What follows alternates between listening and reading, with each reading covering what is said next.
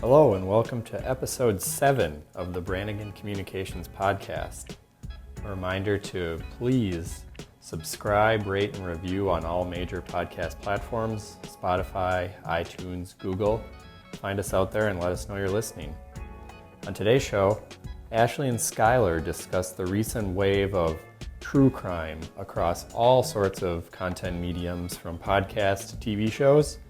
They discuss some of the insights that communicators can take away from this regarding storytelling, some of the main tenets of these stories that engage and grip us as a collective. They also discuss their favorite true crime shows and podcasts and make some recommendations. So enjoy the show.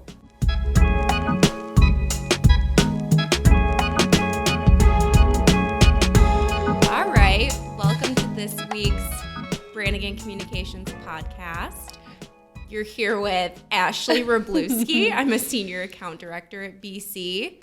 And I am Skylar Michels. I'm the graphic and digital designer here at Branigan. And we're going to talk about a topic that Skylar and I are really into. We recently gave a presentation for our staff about the true crime wave and what true crime and true crime stories and entertainment can teach communicators about compelling storytelling. Yeah, so we, as Ashley just said, we're both obsessed with true crime everything. There are so many podcasts out now, so many documentaries, and we wanted to find a way to work it into our presentation. And by the way, Skylar, the Ted Bundy movie starring Zac Efron is on Netflix today, so I know what I'm doing this weekend. Yes, definitely. I have not seen that one yet. So when Skylar and I decided to do this topic, we did some research. True crime really is nothing new. I feel like it's really taken off in the past 5 to 10-ish years, especially with podcasts, but it goes way back to even the 1600s when people were packing picnics and taking their kids to see public hangings, super morbid, but going Family through activities. I mean, why not? Public hanging during the day. Pamphlets that were written about local crimes. Edgar Allan Poe is like the original true crime storyteller, all the way through, the 1960s with Truman Capote and In True Blood. So it's a really hot area of, I'll say, quote unquote, entertainment. We want to be always sensitive when talking about true crime because it's real people and real victims and real lives, but it's exploded. Yeah, it's fascinating, honestly. I was never that interested in it, but the last couple of years, especially after I listened to Serial, season 1, the best ever. The OG. Yep, that kind of exploded for me, and just listening to any and all true crime podcasts. Some are amazing, some are better than others, but Crime Junkie is another one I love. Yes. And I think the best thing about Crime Junkie is the storytelling and how Britt and Ashley kind of set it all up and just go into such detail about these crimes that have happened over any time, and it's just super interesting to listen to. So yeah, and side note, I think we need to tag Britt and Ashley when we post this, because they should know that we're huge fans. And yeah, definitely what Skylar said, I think they were really kind of our inspiration for this, and the way that they share these stories, because as Skylar and I talked about it, police reports, even some articles in the news can be really weighed down and heavy, but the way that Ashley and Britt really researched who these people were before what happened to them, and really bring to light who they were as people, what they did in life, and really add these intriguing details that suck you in, and I can't wait for Mondays whenever there's a new episode. Okay, should we just go back or get into the presentation kind of? Yeah, so I think that's a good segue to what Skylar and I talked about during our presentation. There are lots of things to storytelling, but we really tried to find the connections between, obviously there's the kind of sensationalism that comes with true crime, whether it's any one of the missing people or murdered stories on Crime Junkie, all the way to, Bad Blood, the book written about Elizabeth Holmes and Theranos. There is this element of sensationalism and there's a shock value, but we really tried to take the pieces of what we felt some of the best true crime storytellers included when they were sharing, retelling these stories, and see how we could apply that to what we do as communicators day in and day out. Yeah, because we don't always have that immediate intrigue. It's not front page shock value like you were saying, but there are so many things that you can pull from in any story. One being narrative proximity and just really relating to your audience is what that is.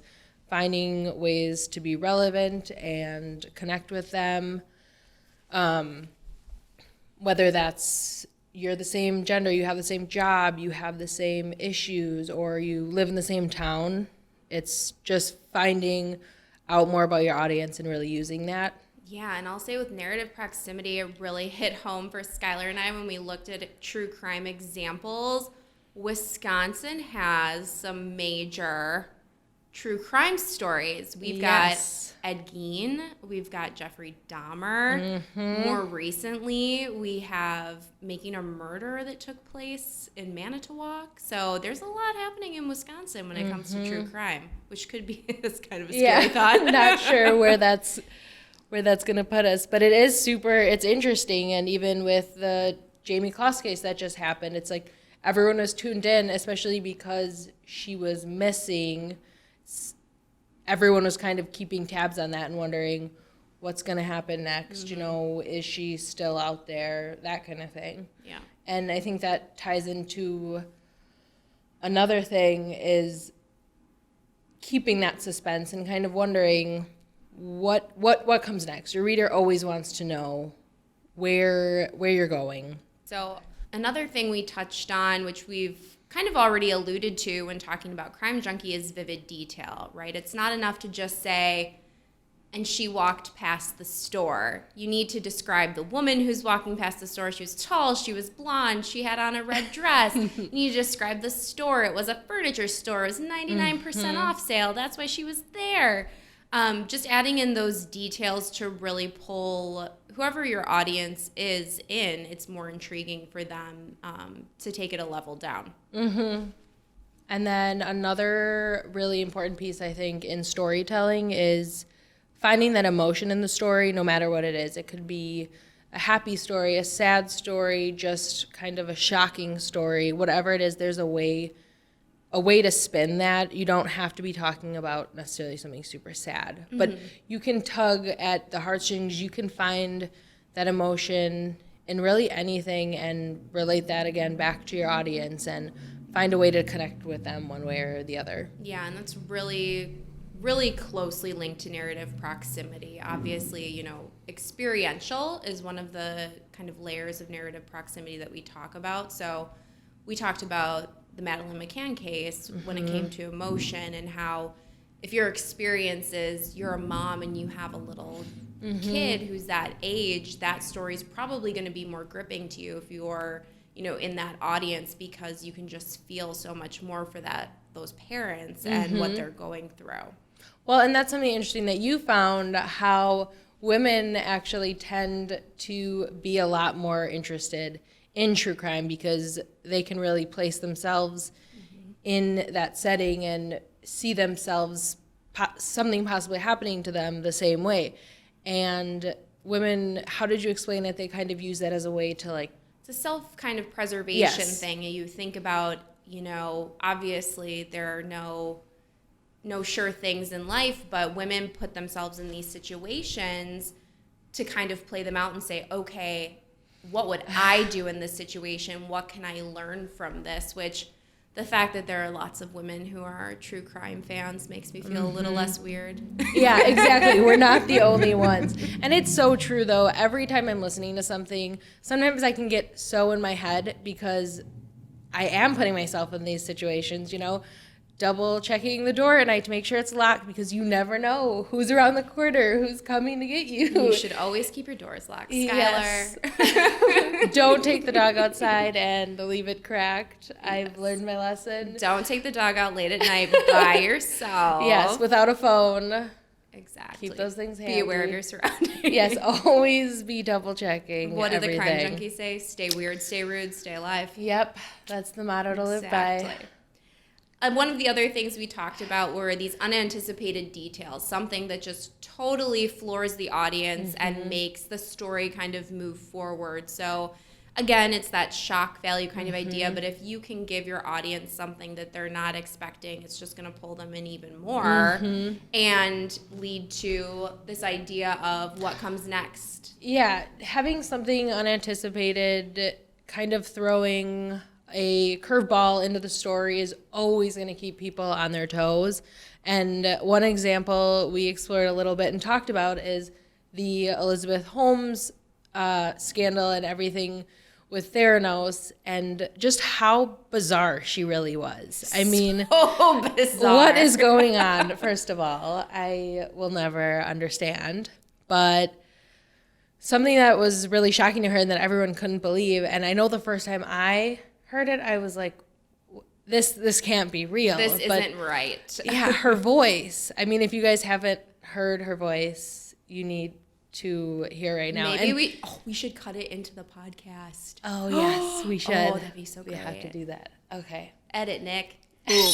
No, it hasn't. Well, if I use traditional words to describe what we're doing, it's hard because people then associate it with conventional processes. But not only is it the fact that her voice is very deep and just different, it's also... It sounds forced. Yes, it sounds super forced. And then seeing her, you would just never expect it. She's like this pretty little blonde girl who all of a sudden she opens her mouth and you just don't know what's happening. What is going on? Yes. It's nuts. And then what comes next? So we got into this a little bit, but I think too, especially with true crime specifically, there's a desire for a conclusion, right? We're all intrigued by the unsolved mysteries, but we really like to have that conclusion of what happened to this person. Where are they now? And we can apply that to everything. Any kind of story that we tell, any content we push out, we need to have that conclusion for the audience. And so we talked a lot about the Adnans case and Serial, and how Sarah, oh my God, what's her last name? Sarah Koenig, who is the original true crime podcaster. She made the genre explode. How she just created this really compelling story that people needed to have some sort of conclusion. She left it up in the air. Did Adnan do it? Did he not do it? What's the deal with Jay? Who are all these people? What's with the cell phone pings? People just weren't satisfied. And now this audience, these people, these followers have taken it upon themselves. There have been more podcasts. There have been books. There's been the recent HBO documentary that people just want to get to the bottom of it and find that conclusion. And through her storytelling, she really created that desire and that movement. Well, and I think that's what was so interesting and to me really captivating about that podcast is she obviously wasn't really going one way or the other. She was just putting everything out there for you. And it was just kind of interesting to be able to make your own decision, decide kind of what you want, where you think, or what you think, whether he did it or not. And then, that is something that is kind of nuts to me because we're probably never going to know. We're never going to know 100% did he or did he not. But it's like you still want an ending. You still want to know what's next, what's going to happen with him, all of that, because you kind of need that to feel like fulfilled and feel like you got the whole story. Yeah, and she totally did her best. I know people feel differently about this. You know, she couldn't include everything. She stuck with the best storyline that she could. But she really did try to stay objective, I think, and she goes back and forth in so many episodes. I feel like he did do it. I feel like he didn't do it. I feel like he is lying to me. I feel like there's something more he's not telling me. I mean, she does a really good job of not falling on one side of the other so that the audience can have that, figure it out, choose your own adventure. Yeah, and she really inserts herself into that, and you feel like you're on the same page as her, and you feel like you're just having a conversation and going along for the ride right next to her, because she is also, like you said, just constantly, which side of the fence am I on? And I don't know, I love that. I think she did an amazing job just in general with really all that we've discussed, the detail, the just having like that connection with you. Maybe you're younger and you're into it and it's that connection to high school, or just thinking it could happen to anyone. You could be charged with a crime even though you didn't commit it, and that's something that blows my mind too. And how would anyone ever know? It all goes back to relatability. That's key. Yes. Key for storytelling, even outside of the true crime genre. Yes, any storytelling relate to the audience. So those are some of the key pillars that we looked at. Should we talk more about our favorite true crime stories, Skylar? I mean, where do we even start? Crime Junkie, they're all amazing. I mean, my friend, so the other day I was with my friend and we were driving and I was like, you need to listen to this. 100%. She's like, okay, we can check it out. And I've listened to every single one. So I was just trying to find one that I thought would be good, landed on one, and the whole car ride, she was on the edge of her seat and she was the one driving. She was freaking out. She's like, what's happening? She's like, I need to know what, and she was saying this out loud as it's happening. I'm like, shh, just listen. You have to calm down. Like, take it all in. Just wait. You don't even know what's going to happen. No, chill. Oh, it So is good. the best. I really loved, I didn't talk about this during our presentation, but Steven and I started watching The Sopranos, and so on HBO. So then I heard about, if you like The Sopranos, you'll like Crime Town Season 1, which Crime Town, for anybody who hasn't heard of it, it actually explores crime rings or larger crime stories, webs in various cities in the United States. So the first season was in Providence, Rhode Island, and it's all about the mob, the New England crime families. So they have the New York crime family, there's the Jersey crime family, and then you have the New England crime family, which is all the layers. Rhode Island, Connecticut, it's Massachusetts, Boston in the North End. They're hanging out. So that was really intriguing about how really from, it was like the 1950s or 60s through the 70s or 80s, how even the government was kind of wrapped up in the crime with the mob and, inside dealings. It's very interesting. See, I haven't listened to that, but I would love to. Yeah, second sounds season good. was Detroit. That was also good, but I still, just because of The Sopranos, See, and I was haven't really watched into the The first season. Sopranos either. I'm wondering if I would like that. I feel like it probably would, but that's another one. It's going to be a busy weekend in general, I think. True crime, I can't do that. It's so nice outside. That's what winter is good for. I know. Just HBO binging has a crime lot all of the really time. great true crime stuff, though. I did start True Detective. How do you like it so I far? love it so far. Season 1. Season I'm 1. 2 episodes in, but I love it. I love the characters, and I am completely hooked. Who doesn't love Matthew McConaughey? I know, and he's Harrelson? so young. I feel like I haven't seen him that young in anything, really. He's I don't kinda know. old in it. I didn't think he looked that old. I think they put good makeup on him. It's like, he just looks different. Maybe it's not even young. It's different. I don't know. Something. He looks handsome. Yeah, he looks Not nice. in like the flash forwards, but in the flashbacks, Yeah, he's handsome. He's yeah, a they're little rough. not really He's my a style, little rough in then, the but flash-forwards. whatever floats your boat. No. What But else when true you- crime are you loving? I think some other true crime faves would be Serial. I mean, will always have my heart. I absolutely love that story. It's insane. It's honestly, what's next?